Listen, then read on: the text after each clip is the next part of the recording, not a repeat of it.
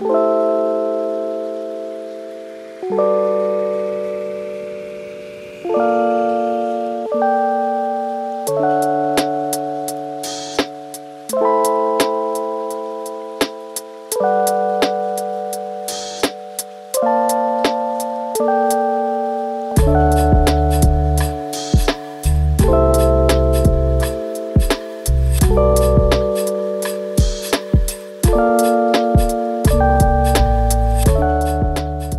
never thought I would make one of these, but I guess you've spoken and here we are.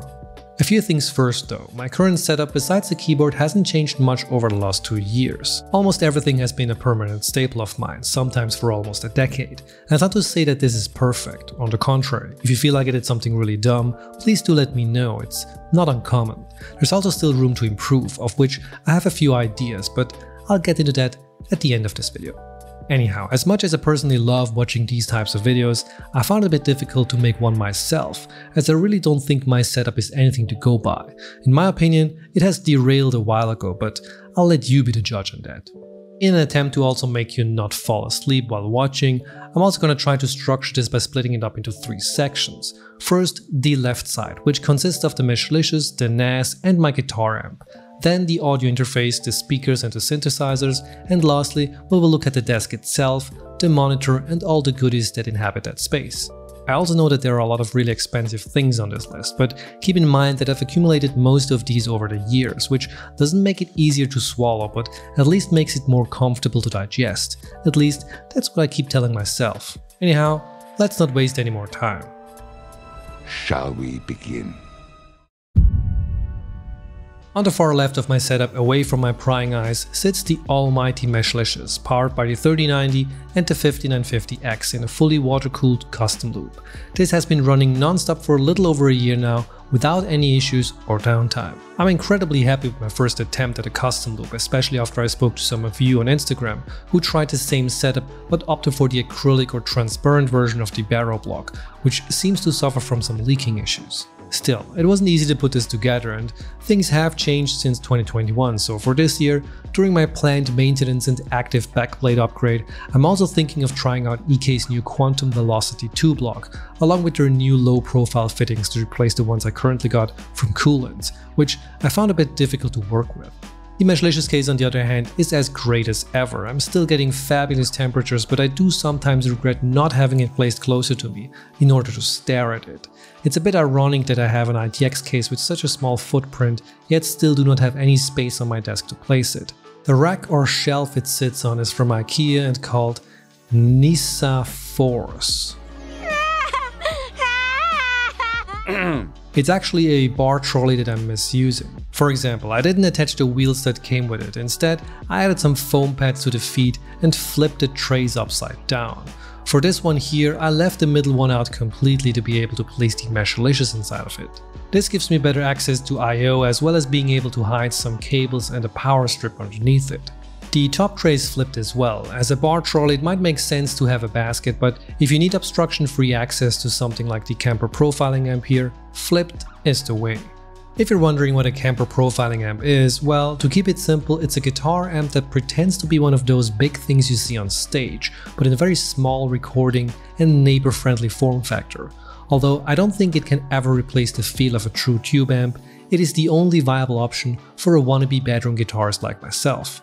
Also on top are these hooks by Danish design company Nomess, which hold my fancy guitar cable that I got from Loaded from Bear. These cables are mighty fine and I especially love this vibrant orange one I got. They are a bit pricey though, but you only need to buy these once, as they do hopefully last a lifetime. Moving one row back, we have the main storage of this household, the Synology DS1621 Plus, which currently has 4 18TB Seagate Iron Wolf Pro drives, totaling around 49TB of usable storage, as I am using Synology's own SHR RAID with 1 drive to spare. This lets me extend my storage as I need it. I started with 2 18TB drives in 2020 and have since tripled the storage with the current setup. The NAS can hold up to 6 drives and if needed can be extended with an additional unit that holds another 5. Anyhow, I love this NAS. It runs 24/7 and does way more than I would ever need it to, but keeps my files and my digital hoarding at bay. Besides some Docker images and being able to access files remotely, it also runs a Plex server, which is very convenient. On the upper level we have another IKEA monstrosity. Zip-tied and squeezed into the frame is a Floalt light pedal. Okay, you're probably wondering what the heck this is and why this is. Why is Gamora? So please endure my explanation. My office has really bad lighting, and I've only got one window, but that one doesn't get a lot of daylight either, as I'm facing the wrong direction and am surrounded by a lot of insufferable trees. My room is also not that large, which limits my options with floor and ceiling lights. I was looking for a solution that gave me the maximum amount of light without taking too much real estate, and luckily these panels have just the right dimension to fit into the frame of these trolleys. They are also fully controllable, as they are part of IKEA's smart lighting kit. They are not RGB, but I prefer shades of white anyway, and they ended up looking pretty neat if you ask me. At the very top we have a signed and framed picture of Mr. Gordon Ramsay, to keep me going and on my path whenever I stray off and start procrastinating. Where's the lamb sauce? Where's the lamb sauce? Anyway, if Mr. Matt Diavella can have a picture of Dwayne Johnson, I can have one of Mr. Shoutyface. At the lower deck we have one big pile of spaghetti cabling hidden inside one of these IKEA cable boxes. I unfortunately wasn't able to fit all of my cables in it, so I put the lid on backwards and used some duct tape to keep it shut. I also call this the fire hazard box. The only really interesting piece in there is the IKEA power switch. This lets me remote control everything using the IKEA Smart Home app, or in my case the Hue app, as I've got it set up with the Philips bridge. If you're wondering why I got the IKEA items paired to the Hue bridge, well, it's because IKEA has much cheaper bulbs, but their version of the bridge is or was terrible when I used it. A later update enabled the IKEA lights to talk to the Hue bridge, which is why I then upgraded to one of those. Since then, the connection has been very stable without any disconnects or reaction issues, but I can't control the lights using the Apple Home app anymore, so in retrospect, I think I should have just gone for the Hue bulbs. Anyway, attached to this switch inside of the cable box is a power strip connected to the Meshlicious along with every other device on the desk. The reason for this is both laziness as well as standby power consumption. When the rig is not in use, I pull my entire desk from the grid. No standby power from the PC, monitor, speakers, or anything else. Secondly, I have the Meshlicious configured to boot on power. That's a configuration you'll find in your BIOS. What this allows me to do is to remotely start my PC from wherever I am, but mostly I use it via the paired Hue remote. I've attached it to the underside of my table, letting me turn on or off everything from the comfort of where I'm sitting, without having to reach for the power button. It's the little things in life that bring you the most joy, and this is one of them. For example, if you got remote access set up, you can power on your machine, log in with something like TeamViewer, do your thing, shut it down, and feel like you've got your life under control. It's awesome. The heart of the audio component is the Arturia Audiofuse 8 Pre. I'll be honest with you, I bought this more for the looks than anything else. I didn't want the Focusrite because red didn't match my setup. Vain, I know. What I really wanted was the Universal Audio Apollo Twin. That one has been on my wishlist for an eternity by now, but I could never justify the price for what I was going to use it for, and it's a very Mac-centric interface. Although there exists a Windows version nowadays, it still didn't make the cut. However, the Arturia has won me over tenfold. It has changed and enabled me to do so much more than I ever thought or intended. It is so amazing. I love this thing to death. I love you. I know. In a nutshell, it's an 8-input audio interface hooked up via USB-C because why not, and it has individually controllable channels, great software suite, lovely physical controls, including these independent headphone and speaker knobs. Speaking of those, I got the Yamaha HS7s, which I've been lugging around from flat to flat for the past 10 years now. These are just fantastically great, but you don't have to take my word for it. They or their larger siblings can be found in studios all around the world. They are tried and true, and long before I made any videos, I used them by pretending my first name was Eddie. Equally legendary are the quite plain looking headphones I use, the Sony MDR-7506.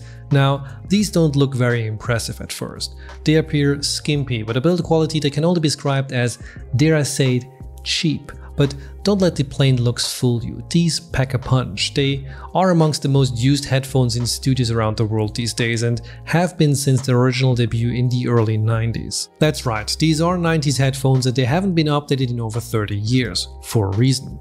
At a usual price point of around $90 to $100, they're also incredibly affordable for what they are. I would recommend these to anyone who's starting out and doesn't mind the wire, which is better anyway. I have edited videos using my AirPods Pro, but I always feel that I'm slightly off with my timing when I do so. Keep in mind though that these aren't noise-cancelling headphones, and even as closed-back ones go, they bleed both ways and you can pretty much hear anything around you when you don't have anything actively playing through them. One last thing about the Sonys, they are light, super light, which makes them perfect to be worn all day. I never ever felt any sort of fatigue. I've also never had them break down even though I keep dropping them. The only thing I've replaced is the foam pads, which understandably wore out after several years of use. For the placement, I have a DIY hanger screwed directly into the underside of my desk. It's just a bent piece of metal with some electrical tape wrapped around it. To the right we have my other mechanical keyboard obsession, the Korg Prologue 16. In theory, this is also a 60% keyboard, confirming once and for all that I can't deal with an input device that has more than 65 keys. Although if you count all the knobs and levers, this is probably more like 150% keep. Anyway, this thing is truly awesome. I know I keep using that word, but I just really love this thing as well. I mean, just look at it. Besides, I can pretend to do stuff like this.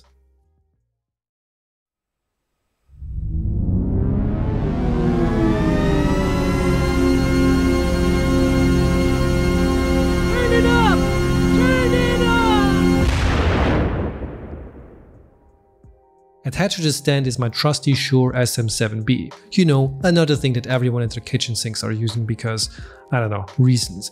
For the microphone arm, I'm using the one from K&M. I picked this up for the exact same reason that I bought the Arturia. The looks. It's more expensive and has integrated cables, but it is the cleanest arm that I could find, and therefore the best. The way the arm is attached to the synthesizer stand also lets me quickly pull and push the mic into position. This makes it always in reach and never an obstruction. Again, it's the little things. One last note on this, it's connected through a Triton FetHead to boost the signal, something you have to use when you get the SM7B. A lot of people are using the Cloud Lifter though, which wasn't in stock when I bought the 7B, which is why I ended up with this. I've been very happy with the results though, and I have no complaints nor any desire to switch to something else. Alright, let me give you a little context again while I wrap up the audio portion of this video. What I love about this setup is that everything, and I really mean everything, is always connected and ready to go, without any setup requirements. I'm an insanely lazy person that gives up at the slightest point of resistance. This means that if I had to move or just get one thing in place in order to play guitar or record voiceover or do whatever, I would probably not do it at all. But this way, I have no excuses, and this was one of my primary goals with this setup. The base of operation is this grey dining table. Once again, I went for the looks over practicality, but have been very happy with my purchase. It's called Tablat and is from a Swiss furniture company called Pfister. I've had one gripe with it, is that I wish it would be height adjustable. Not because I'm a standing desk aficionado, but because I imagine it could make shooting videos easier, as I could just adjust the desk height instead of fiddling around with a tripod. When I was looking for a desk, I was primarily concerned with the size. I wanted to get the largest surface area, and with that requirement, quickly ended up in the dining section. Again, I went in with the intention to have something that would let me do the most without having to rearrange or change anything.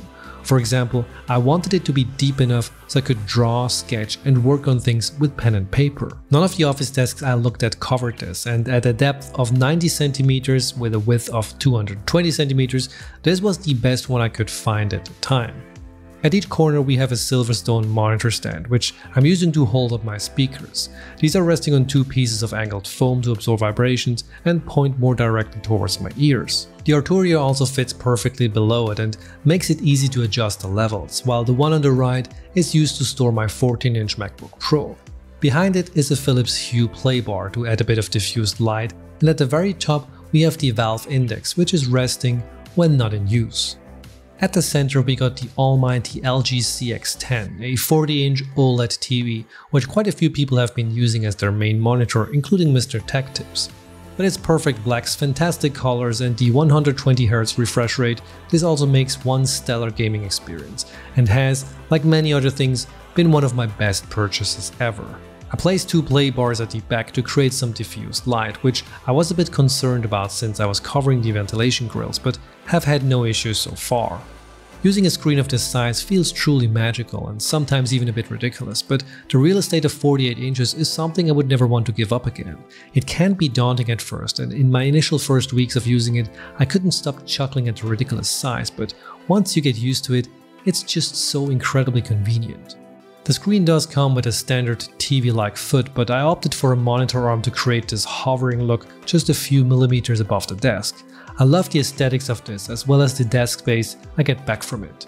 However, the arm I chose, although rated for the weight, is definitely not one I would recommend due to balancing issues. It was never meant to hold up something this wide, which is why it's quite unstable when you try to modify anything about the monitor's position. I'm not going to link what I have in use, but would rather refer you to one Mr. David Zhang, who has covered working with the CX-10 in much more detail and has, in my opinion, a much better setup. For the usage, a window manager is key, as well as turning down the brightness. I have it permanently set at 20%. Anything even slightly above this will give me headaches and has dried out my eyes in the past. But OLED also comes with constant fear of burn-in and ghosting. So far I've been spared of this, even with the Windows taskbar constantly taunting me. With the lower brightness and pixel shift enabled, I have hopes of preventing this from ever happening, but only time will tell. On top I use a Logitech StreamCam, which due to the monitor height creates a bit of an unnatural angle, but that's a drawback I'll gladly accept. Besides, it's my coworkers who are most affected by this, making this angle figuratively and literally correct. In front we have an assortment of gadgets, most notably the Native Union Tom Dixon collaboration that is the wireless block charger. If you're looking for this fine piece of desk jewelry, it's a bit hard to come by these days. I feel that sometimes it shows up on Tom Dixon's website, but depending on your region, it might be sold out. Then we have the Maison Kitsune Fox along with a bunch of guitar picks, as well as the Frankenstein macro pad, which is still in use as a total overkill for media controls. If you want to know more about that one, check out my full video. Then we get to the insanely fun PlayDate, which, if it is not in use, mostly sits on my desk and acts as a clock to keep me locked in. This is probably one of the most quirky and fun little things I've bought in recent time. In a nutshell, it's a tiny Game Boy-like contraption with a crank on its side. Made by Panic, makers of great software, games and now also hardware, in collaboration with, well, who else but Teenage Engineering, makers of things I want but can't justify the price of. Anyway, this little wonder warrants its own video, which it will get. My main peripherals at the moment are the Logitech G Shroud mouse, which I love not only for its form factor and precision, but also because it is finally a Logitech gaming mouse that uses USB-C. For the mousepad I got the Logitech G840. If you ever wondered what that blue background is when I fiddle around on the inside of keyboards, it's just this flipped around. Speaking of those, I'm currently sporting the Owlab Spring in cream with the gold weight and the FR4 plate. For the switches I'm using Gateron black inks, and for the keycaps I got the EPPD Grand Tour set along with the Thok Escape cap. This has been my favorite keyboard for the past couple of months now, and not only for the looks but also for the typing experience and sound. This one is gonna be very hard to beat. Very hard. Wrapping things up, we have some minor toys left, for example the Apple Watch charger, which I have taped onto the left monitor stand, and then the Satechi tablet holder, which I use most often to place my iPad mini for monitoring, but sometimes also to do some fancy B-roll shots. Lastly, but probably not least importantly, is my chair, which is the Vitra Physics. Not to be confused with NVIDIA's physics. If you don't know Vitra, think of them as the Swiss version of Herman Miller. For example, they have the rights to produce the infamous Eames lounge chair in Europe, while Herman Miller is doing it for the US. The companies used to have a partnership that dissolved in 1984, with each of them retaining rights to certain furniture designs. Interesting stuff if you're into that sort of thing. Anyhow, the chair, you guessed it, is also amazing. If you get very hot summers, this type of netting is fantastic to keep your butt fresh. It also offers obstruction-free ventilation for those post-burrito sessions. And that's about it. That's my current setup. Regarding the wiring, it's a pretty straightforward configuration. Since I am working off a stationary machine and not a laptop, I don't have something like a Thunderbolt hub that has everything connected to it. Most of the wiring happens and stays on the left side, as the connections between my router, PC and NAS are all contained within that space. Obviously there are cables that branch out and go up into the desk. There is an HDMI 2.1 cable, for example, that connects directly to the C10, and a power cable that extends to 2 additional power strips underneath the desk, which every device that sits on it is connected to. There's also a single USB 3 cable that extends up the same path, as well as 2 1/4-inch jacks from the amp that goes straight into the Arturia. For the USB extension, that one goes into a small hub to which my mouse, keyboard and other accessories are connected to. But since I rarely add more devices directly at the desk, I don't have any open-facing USB ports from where I'm sitting. For example, when I offload footage from a shoot, it goes straight into the NAS. That's the fastest way to store and directly work off from.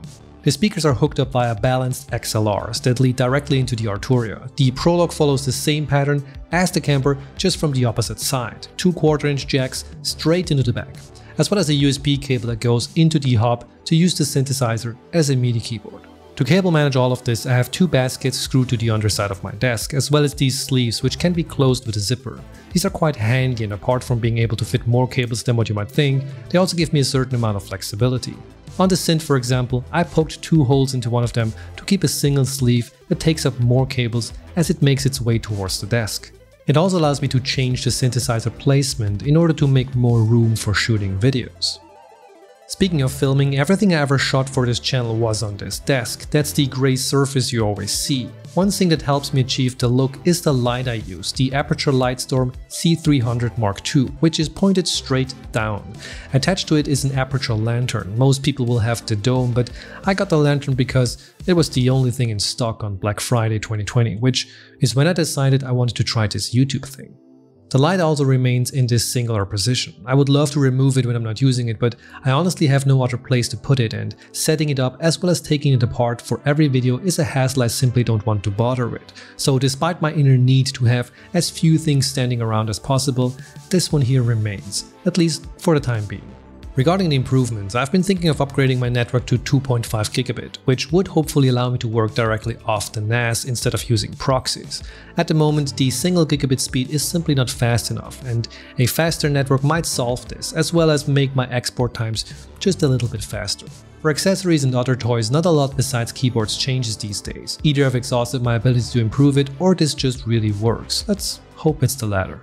Now, as to why I'm calling this overkill, well, I really think that I don't use any of these tools, and let's be honest here, they're all just tools to their limits. But you know how they say that you should always buy a camera that's better than you so you can grow into it? Well, I have a lot of growing to do for this workspace. The other benefit of this is headroom. Since I'm nowhere near the limits of this setup, there's also nothing slowing me down besides, well, me. Whenever I want to do something, I want things to just flow. I don't want to have to fiddle around in order to get to where I want to. If I spend more time trying to work things out than doing the work, I've already lost. But that's how I see it. You might have completely different needs, and this setup might look horrible to you. There's no greenery, no life, so to speak. It's surgical, clinical, if you will. Okay, I might be over-exaggerating here a bit, but it exists for one singular purpose, and that is to enable me and my many pastime activities to be fulfilled, which is why I love it and why I'm having a lot of fun sitting here every day for arguably way too many hours. Hey, thank you so much for watching this. I hope you got some inspiration, or that this helped you find something you were looking for, or just killed some time because you were bored. Whatever the case may be, thank you. You'll find links to everything I showed in the description. If you have any questions, ideas, feedback, or whatever, don't hesitate and comment down below. I'll try to get back to you. But for now, I just want to say thank you again. I wish you very well, and see you in the next one. Bye.